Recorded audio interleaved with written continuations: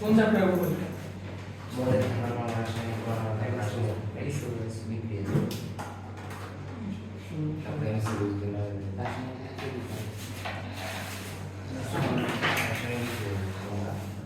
দেখো আমরা শুরু করি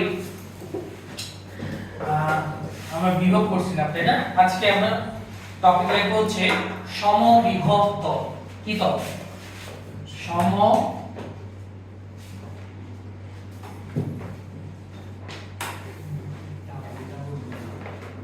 লেখো সমবিভব তল সমবিভব তল জিনিসটা তাহলে কি সমান বিভব সম্পন্ন তল সম মানে কি সমান বিভব মানে তো বিভব আর তল তল মানে সমান বিভব সম্পন্ন তল সমবিভব তল তাহলে এমন একটা তল এমন একটা সারফেস যে সারফেসের প্রত্যেকটা বিন্দুতে কি সমান থাকবে বিভব সমান থাকবে সেই তলকে আমরা কি বলবো সমবিভব তল তাহলে দেখো যে তলে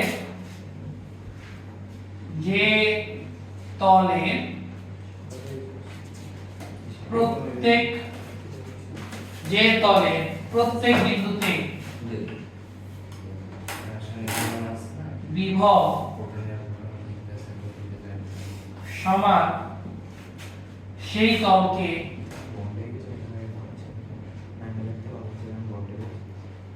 সমবিভব তল বলে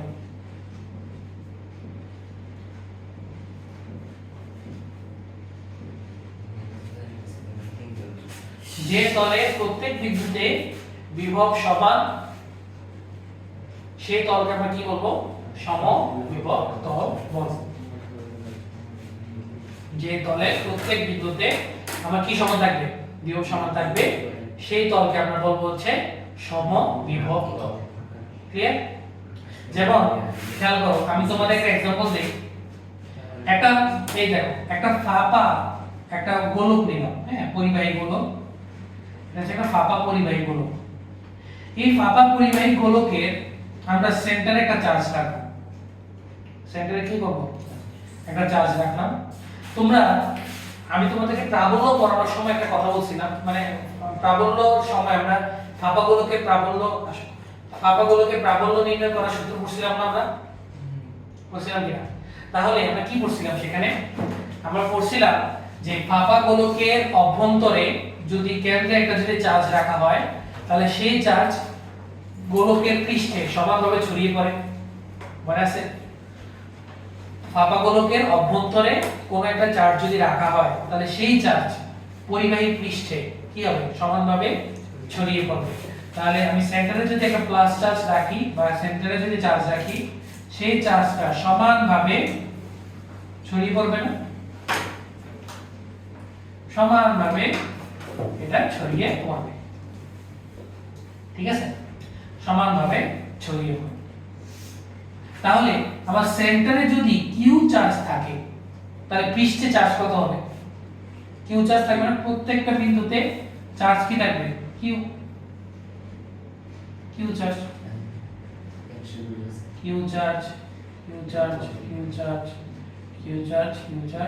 দেখছো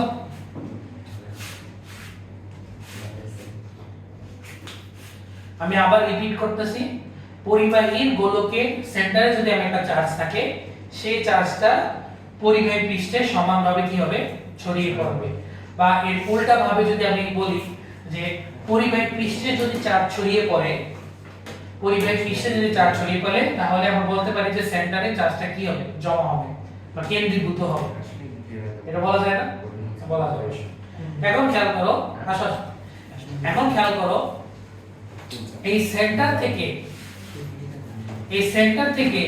ডিসটেন্স এই পৃষ্ঠের ডিসটেন্স কত হবে বলো তো ক্যাপিটাল আর সেন্টার থেকে পৃষ্ঠের ডিসটেন্স ক্যাপিটাল আর এই সেন্টার থেকে পৃষ্ঠের ডিসটেন্স কত ক্যাপিটাল আর তাহলে আমার কেন্দ্র থেকে যেহেতু এটা পরিবাহী গোলক ব্যাসার্ধ প্রত্যেকের ক্ষেত্রে সেম না এই সারি কথা বল এখন সেন্টার থেকে আবার গোলকের পৃষ্ঠের দূরত্ব সেম না ব্যাসার্ধের সমান হবে তাহলে খেয়াল করো আমার কেন্দ্র থেকে প্রত্যেকটা পরিবাহীতে মানে পরিবাহী পৃষ্ঠে প্রত্যেকটা বিন্দুতে আমার চার্জ কি সেম আর দূরত্ব কি সেম, তাহলে আমরা বিয়োগটা বের করতে পারবো না। গোলকের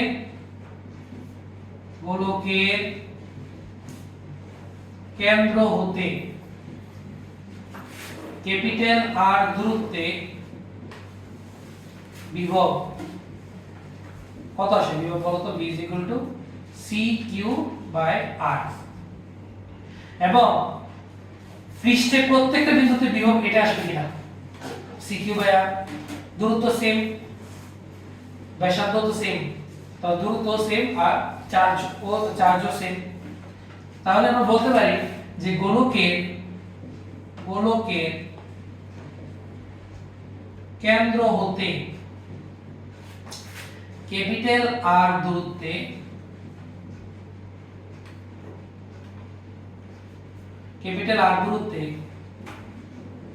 গোলকের পৃষ্ঠের প্রত্যেক বিন্দুতে বিভব একই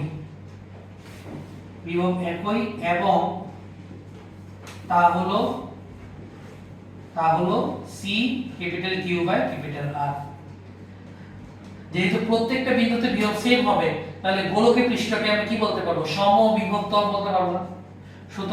সুতরাং গোলকের পৃষ্ঠতল একটি সমবিভব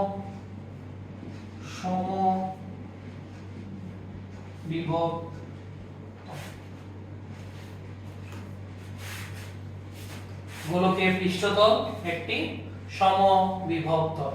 কেউ না বুঝলে ভাইকে বলতে পারো, কোন অংশ যদি না বুঝো তাহলে ভাইকে বলতে পারো।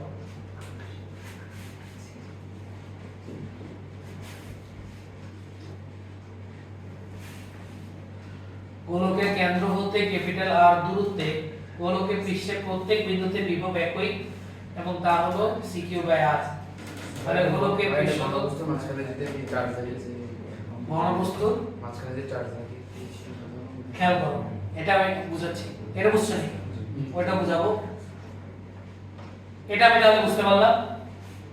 এখন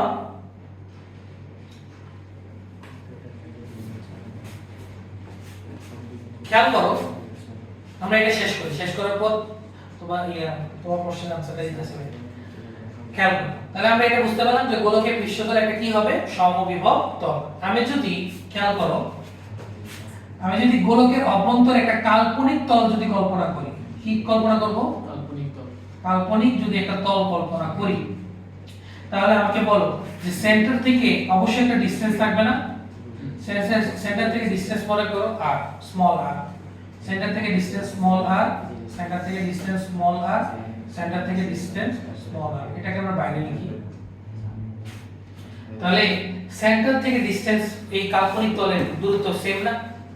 এবং আমি একটা কথা বলছিলাম যে কেন্দ্রে যদি চার্জ রাখা হয়, এই চার্জটা কি করবে? আমার তলে সমানভাবে ছড়িয়ে পড়বে। এখন খেয়াল করো, এই কাল্পনিক তলটা কোথায় আছে? অভ্যন্তরে আছে না? তাহলে খেয়াল করো, আমার কিন্তু এই কাল্পনিক তলটা এই প্রকৃত তলের ভিতরে আছে। কাল্পনিক তলটা কোথায় আছে? প্রকৃত তলের ভিতরে আছে। তাহলে এখানে যদি প্লাস কিউ চার্জ দ্বারা যদি আমার এটা সমানভাবে ছড়ায়, তাহলে অভ্যন্তরীণ তলেও তো ছড়াবে, বলা যায় না? অভ্যন্তরীণ তলেও তো ছড়াবে। তাহলে এখানেও প্লাস কিউ চার্জ, এখানেও প্লাস কিউ চার্জ, এখানেও প্লাস কিউ চার্জ, এখানেও প্লাস কিউ চার্জ, এখানেও প্লাস কিউ চার্জ। তাহলে অভ্যন্তরীণ তলটাও কি হবে? একটা সমবিভব তল হবে না? চার্জ সমান, আবার দূরত্ব সমান। তাহলে অভ্যন্তরীণ তলটাকে আমরা কি বলতে পারবো? সমবিভব তল বলতে পারবো। এটা তো কাল্পনিক, এটা তো কোনো পৃষ্ঠ নয়, এটা তো কাল্পনিক, ইনডিরেক্ট পাওয়া যাবে। বুঝি না, মানে সত্যি কথা এখানে পাওয়া যাবে চার্জগুলো? না না না, চার্জ এখানে তো এটা একটা কাল্পনিক সারফেস, আমি তো এটা ধরে নিছি। তো কাল্পনিক সারফেস মনে করো এই অরিজিনাল তলটা নাই, প্রকৃত তলটা নাই। তাহলে প্রকৃত তলটা না থাকলে এই কিউ চার্জটা কই ছড়াবে? অবশ্যই তাহলে এই জিনিসটা আমরা বলতে চাচ্ছি যে আমরা যদি গোলকের অভ্যন্তরে একটা কাল্পনিক তল কল্পনা করি তাহলে ওই কাল্পনিক তলটাও কি হবে, একটা সমবিভব তল হবে। ঠিক আছে, তাহলে নোট আকারে একটা কথা লিখে রাখো, গোলকের অভ্যন্তরে একটি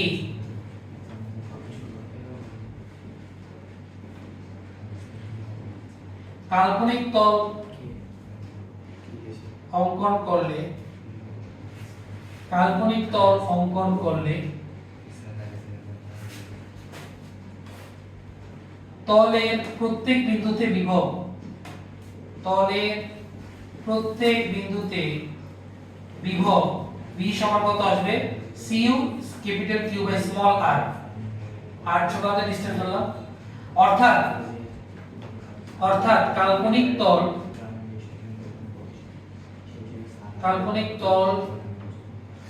তলটি একটি সমবিভব তল, সমবিভব তল। দেখো কাল্পনিক তলটি একটি সমবিভব তল হবে। না বুঝতে বলো।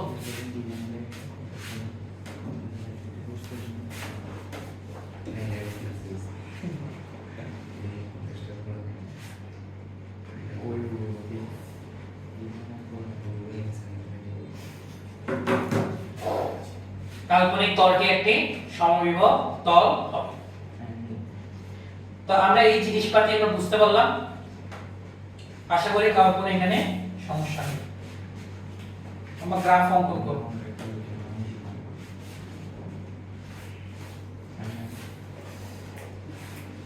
ঠিক আছে,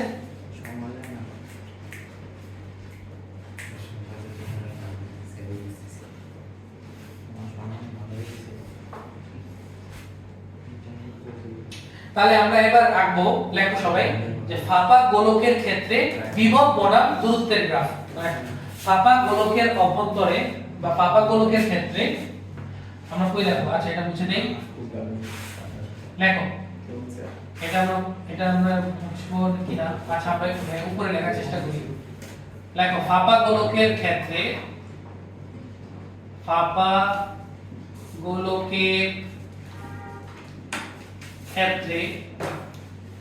বিভব বনাম দূরত্ব। ঠিক আছে, বিভব বনাম দূরত্ব। তাহলে এই পাশে হবে আমার বিভব v, এই পাশে দূরত্ব হচ্ছে r।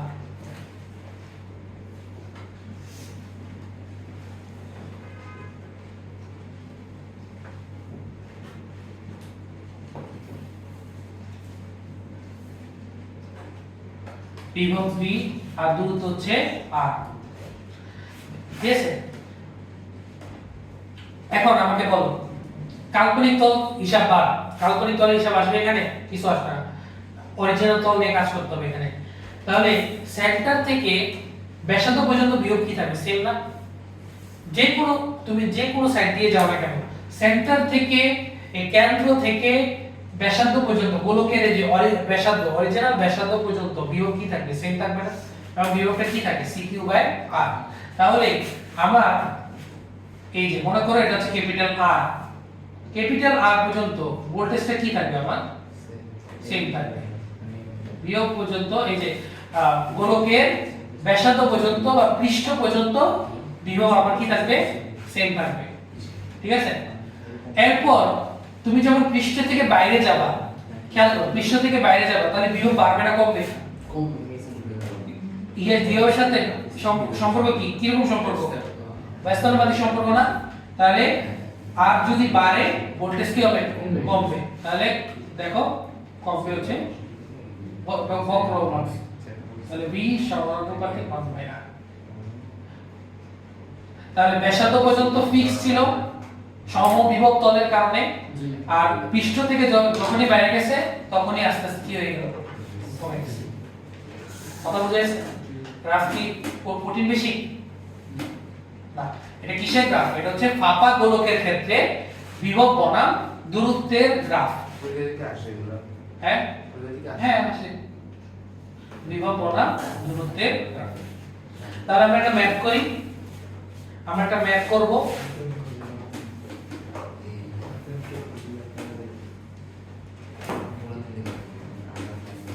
দেখো ভাইয়ের সাথে সাথে লেখো, কারণ আমরা একটা ম্যাপ করব। এগুলো মুছে দেই সব।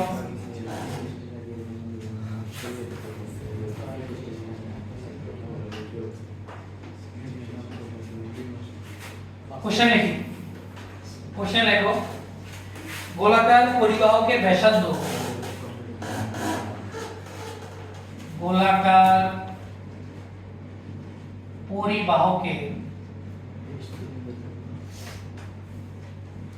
গোলাকার পরিবাহকের ব্যাসার্ধ 0.5 মিটার ও 10 কুলম্ব চার্জ আছে। চার্জ আছে কেন্দ্র হতে,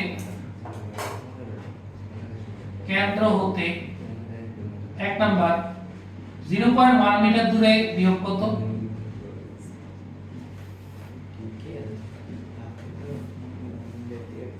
2 নাম্বার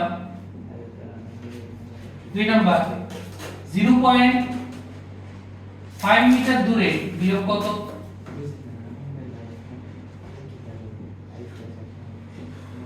আর 3 নাম্বার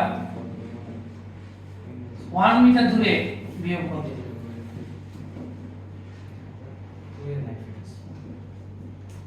করো।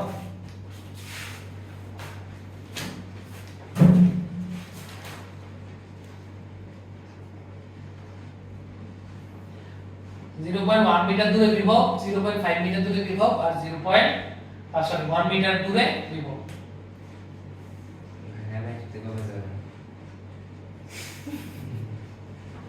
পাস করি না। আচ্ছা আপনাদের মনে নতুন 4 জন অ্যাড দিচ্ছেন টিচার, ওদের মধ্যে একজন আছে তানভীর আহমেদ স্যার। হ্যাঁ আপনারা একবার বলছিলেন যে ও বুঝছি, অনেক ইনভাইটেশন দিয়েছিলেন স্কুলে আসার জন্য। কি বলে ডিপার্টমেন্টটা? আইটি এনেছিল এক সময়। বলতে পারি না, আমরা আমার নিজেদের ডিপার্টমেন্টের খবর ভালো লাগে। আইটি হয়তো এখনো পাইনি, সামনে পাবো, সামনে কোর্স। ওরা বড় কোর্সে পড়ে, আপনার 4th ইয়ার 3rd ইয়ারে পড়ে। আচ্ছা করো, এটা করো।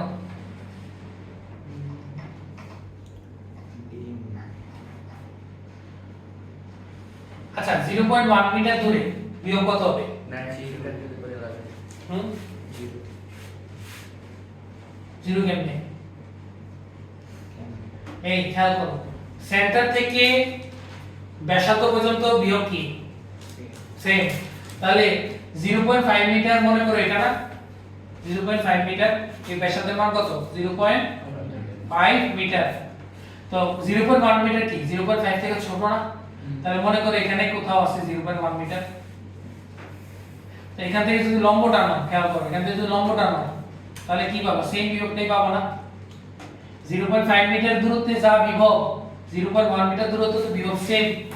তাহলে যখন এক নম্বরে বিভব বের করব তখন দূরত্ব 0.1 ধরবো নাকি 0.5 ধরবো? 0.5। কথা বুঝে গেছে? কারণ কি? কারণ হচ্ছে সমবিভব তলের কারণে। তাহলে এক নাম্বার যেহেতু 0.1 মিটার ইজ লেস দেন ব্যাসার্ধ 0.5 মিটার, সুতরাং 0.1 মিটার দূরে বিভব B সমান CQ বাই ক্যাপিটাল R। তাহলে 9 into 10 to the power 9, Q এর মান কত?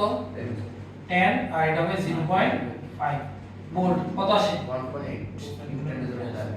1.8 into 10 to the power 11 volt. এটা গেল এক নাম্বার आंसर। বাকি দুটো তো সহজ, শুধু এক নাম্বারটা নিয়ে একটু ইয়া ছিল। তাহলে করো 2 নাম্বার 0.5 মিটার দূরে বিভব।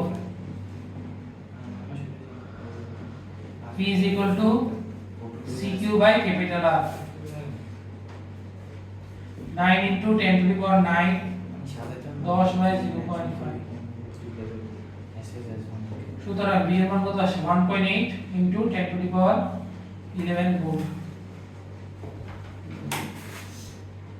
আর 3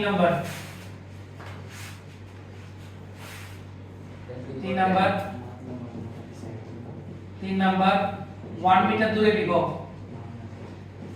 1 মিটার দূরে বিভব v সমান হচ্ছে 9 into 10 to the power 9 10 coulomb ব্যাসার্ধ দূরত্ব কত 1 কারণ 1 মিটার কি বাইরে না 0.5 মিটার থেকে বাইরে তাহলে ওই গ্রাফ কমে যাবে বিয়োগ কমে যাবে তাহলে কত আসে 9 into 10 to the power 10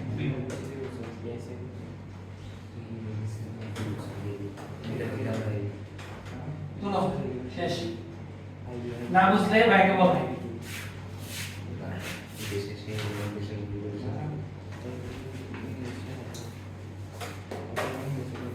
ইকরাম বুঝছো ভাইয়া না বুঝলে বলো শেষ আমাদের বিয়োগ শেষ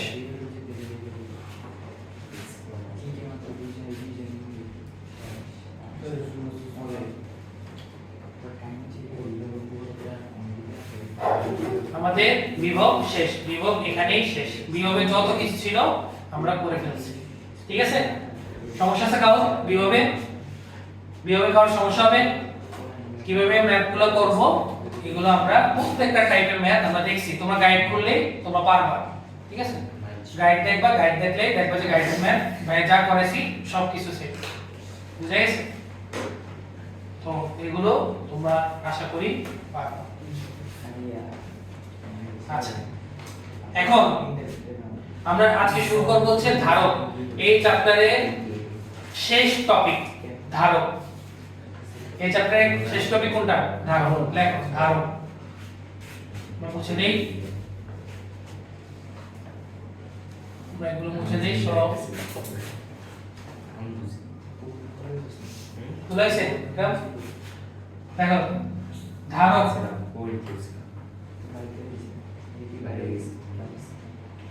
আচ্ছা ধারক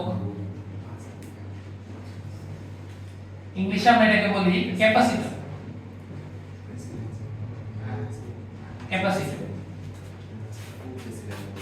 ধারক বা ক্যাপাসিটর ঠিক আছে দেখো ধারক বা ক্যাপাসিটর জিনিসটা আসলে কি ধারক হলো আমরা ধারক মানে কি করবে ধারক ধারণ করবে কি ধারণ করবে চার্জ ধারণ করবে এখন ধারক জিনিসটা হচ্ছে এই যে আধানটাকে সেই শক্তি আকারে সঞ্চয় করবে মানে হচ্ছে আধানটাকে সেই শক্তি হিসেবে ধারণ করবে এবং সেই ধারণ করার যে কৌশল যান্ত্রিক যে কৌশলটা এই কৌশলটাকে আমরা বলি হচ্ছে ধারক তাহলে আমরা ধারক বলতে কি বোঝাবো তড়িৎ আধানকে শক্তি হিসেবে সঞ্চয় করার যান্ত্রিক কৌশলকে ধারণ করে কথা বোঝা গেছে তাহলে সংজ্ঞাটা আমরা লিখি তড়িৎ আধানকে শক্তি হিসেবে এই কথা বলে না শক্তি হিসেবে সঞ্চয় করার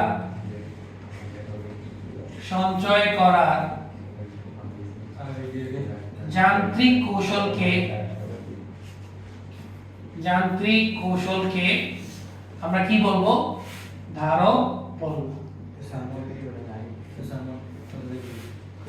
তড়িৎ আধানকে শক্তি হিসেবে সঞ্চয় করার যান্ত্রিক কৌশলকে আমরা কি বলবো ধারক বলবো ক্লিয়ার কেমন আছে এখন কিভাবে আমি এটা শক্তিকে কিভাবে আমরা ধারণ করব সঞ্চয় করব সেটা আমরা একটু দেখে নিব ঠিক আছে সেটা আমরা একটু দেখে নিব খেয়াল করো मैं যেভাবে আঁকতেছি সেভাবে তোমরা আঁকো मैं যেভাবে আঁকতেছি সেভাবে তোমরা আঁকো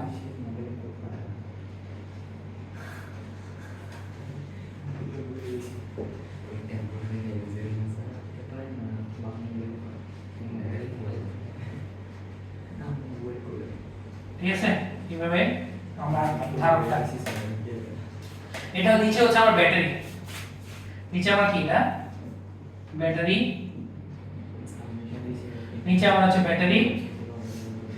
এই দুটো হচ্ছে আমার সমান্তরাল পাথ। কি এটা? সমান্তরাল পাথ। নিচে আমার আছে ব্যাটারি আর উপরে হচ্ছে আমার এগুলো কি সমান্তরাল পাথ। আচ্ছা, তোমাদের এই চ্যাপ্টারে আমি একটা কথা বলছিলাম যে আমার যে তড়িৎ আধান কোথা থেকে কোথায় হবে? পজিটিভ চার্জ থেকে নেগেটিভ চার্জে দিকে হবে। অর্থাৎ তড়িৎ আধান বা তড়িৎ আধানের যে ফ্লোটা, কারেন্টের ফ্লোটা, তড়িৎ প্রবাহের যে ফ্লোটা, এটা কোথা থেকে কোথায় হবে? কোথা থেকে কোথায় হবে? পজিটিভ থেকে নেগেটিভ দিকে, তাই না? পজিটিভ থেকে নেগেটিভ দিকে। খেয়াল করো, তাহলে কারেন্টটা কোথায় কোথায় ফ্লো হবে? কারেন্টটা এখানে ফ্লো হবে, মাঝে কিন্তু ফ্লো হবে না। কেন হবে না আমি পরে বলতেছি। পজিটিভ চার্জ থেকে বের হবে, এটা কি পজিটিভ প্রান্ত? এই মনোযোগ দাও সাইমন, দেখো এটা হচ্ছে পজিটিভ প্রান্ত, এটা নেগেটিভ প্রান্ত। পজিটিভ প্রান্ত থেকে কারেন্টটা বের হবে, মাঝখানে কিন্তু কারেন্ট ফ্লো হবে না। আবার এখান থেকে আবার কারেন্টটা নেগেটিভ প্রান্তে চলে আসবে। কিভাবে হচ্ছে একটু পরে ভাইয়া বুঝতে পারবে। এটা আপাতত দেখো, ক্লিয়ার সবাই? তাহলে তড়িৎ প্রবাহ কোথা থেকে কোথায়? পজিটিভ প্রান্ত থেকে নেগেটিভ প্রান্তে। তাহলে ইলেকট্রন প্রবাহ কোথা থেকে কোথায় হবে? উল্টা না? তড়িৎ প্রবাহ ইলেকট্রন প্রবাহ তড়িৎ প্রবাহের বিপরীত। তাহলে ইলেকট্রন প্রবাহ হবে নেগেটিভ থেকে পজিটিভে। এবং আমরা ইলেকট্রন প্রবাহ দিয়ে এটাকে ব্যাখ্যা করার চেষ্টা করব। কিভাবে ব্যাখ্যা করব? ইলেকট্রন প্রবাহ দিয়ে আমরা এটা ব্যাখ্যা করার চেষ্টা করব। তাহলে খেয়াল করো, আমরা পাশে দিয়ে লিখব, আমরা পাশে দিয়ে লিখতে পারি যে তড়িৎ প্রবাহিত হয়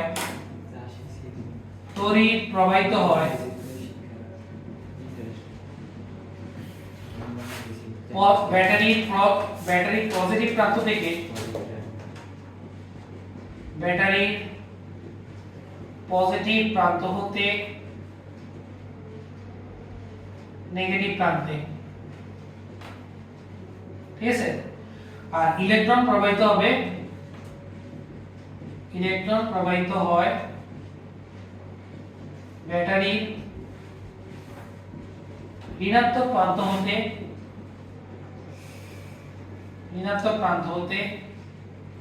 পজিটিভ প্রান্ত। ক্লিয়ার? তাহলে তড়িৎ প্রবাহিত হবে ব্যাটারির পজিটিভ প্রান্ত থেকে নেগেটিভ প্রান্তে, আর ইলেকট্রন প্রবাহিত হবে নেগেটিভ প্রান্ত থেকে পজিটিভ প্রান্তে। এবার খুবই মনোযোগ। আমার খেয়াল করো, ইলেকট্রন বের হলো, বের হলো।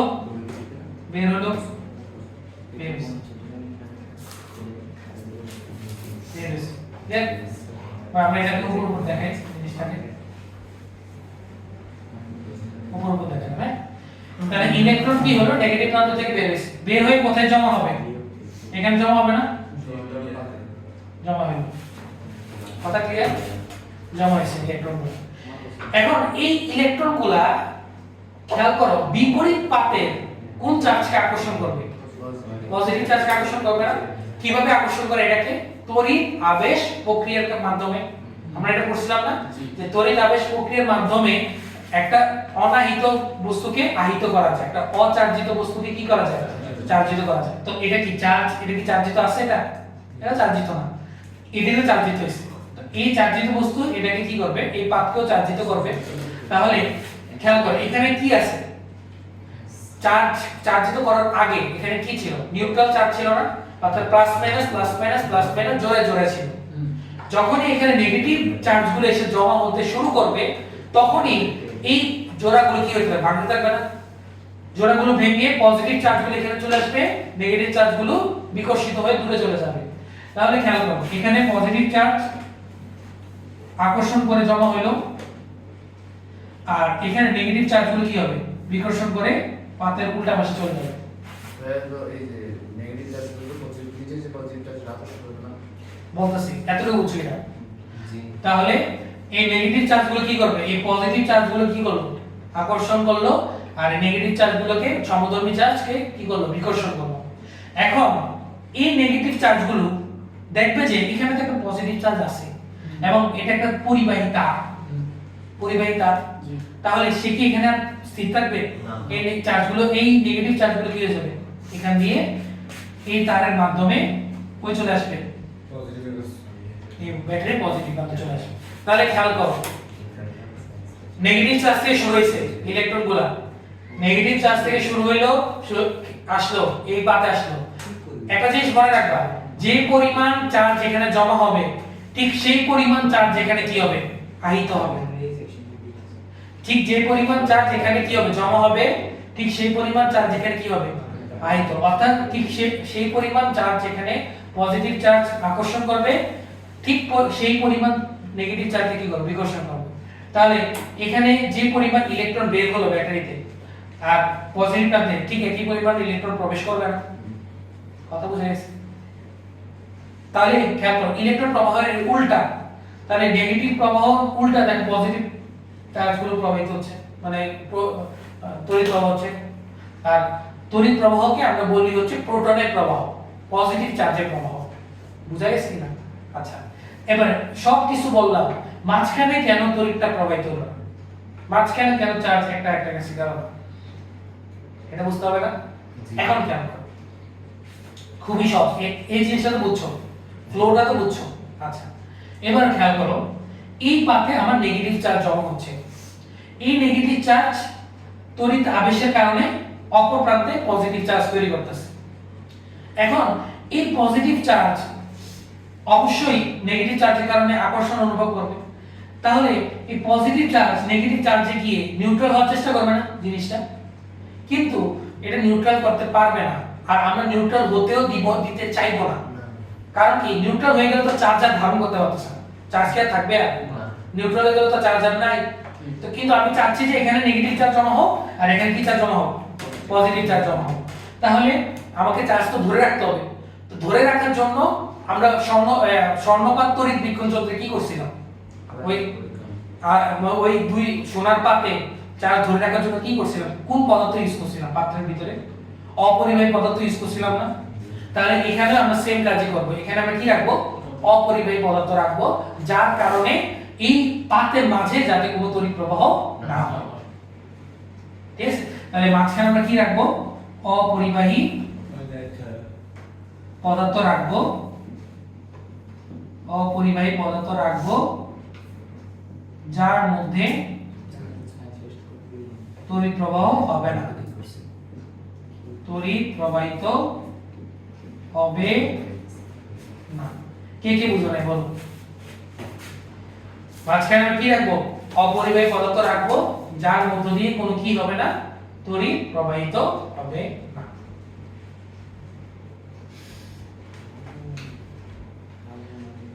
শেষ। তো তড়িৎ প্রবাহিত যদি অপরিবাহী পদার্থ যেহেতু রাখলাম, তড়িৎ প্রবাহ হবে না, আদান প্রদান হবে না, তাহলে আমরা যে পাত আমি ইউজ করতেছি সেই পাতের মধ্যেই আবার কি থাকবে, চার্জগুলো থেকে যাবে। তো কৌশল হয়ে গেল, মেকানিজম হলো কি না, এখানে আদানকে সঞ্চয় করার মেকানিজমটা হইল এটাই। আর ধারকটা এইভাবে। আচ্ছা, তাহলে এই জিনিসটা আমরা বুঝতে পারলাম যে ধারক কিভাবে আমার জমা হচ্ছে, সেটা আমরা ক্লিয়ার হইল। ঠিক আছে? আচ্ছা, এবার আজকে একটা ছোট জিনিস, সেটা হচ্ছে আমি বলছিলাম যে এই পাতে যে পরিমাণ চার্জ জমা হবে অপর প্রান্তে একই পরিমাণ পজিটিভ চার্জের আবেশ ঘটবে, তাই না? তাহলে আমি জিনিসটাকে এখানে একটু ছোট করে আঁকি, দুইটা পাত আঁকলাম। এখানে যদি চারটা পজিটিভ চার্জ থাকে তাহলে এখানে কয়টা নেগেটিভ চার্জ থাকবে, চারটা। এবং বলরেখা কোথা থেকে কোথায় যাবে, বলরেখা কোথা থেকে কোথায়, পজিটিভ চার্জ থেকে নেগেটিভ চার্জের দিকে না বলরেখাগুলা, বলরেখা। এবং বলরেখাগুলো পুরো স্ট্রেট লাইন, এগুলোকে বলা হয় সুষম তড়িৎ ক্ষেত্র। তড়িৎ ক্ষেত্রকে আমরা নির্দেশ করি কি দ্বারা, বলরেখা দ্বারা নির্দেশ করি না? তাহলে মনে রাখবা যে ধারকে সুষম তড়িৎ ক্ষেত্র তৈরি হয়। ঠিক আছে, ধারকে সুষম তড়িৎ ক্ষেত্র সৃষ্টি হয়, ধারকে আমার সুষম তড়িৎ ক্ষেত্র সৃষ্টি হবে। এই জিনিসটা লেখো। আজকে এতটুকুই আমাদের আজকে বেশি পড়াই নেই তোমাদের কালকে এই চ্যাপ্টারের শেষ ক্লাস ঠিক আছে কালকে সবাই আসার চেষ্টা করবা যারা আসে নাই তাদেরকেও বলবা যে কালকে লাস্ট ক্লাস ভাই এই পুরো অযোগ্য প্রতিক্রিয়া কালকে ক্লাসে ভিডিও শীত তো ইয়ার পরে দিব আর কি প্রি টেস্টে করে দিব বের অযোগ্য প্রতিক্রিয়া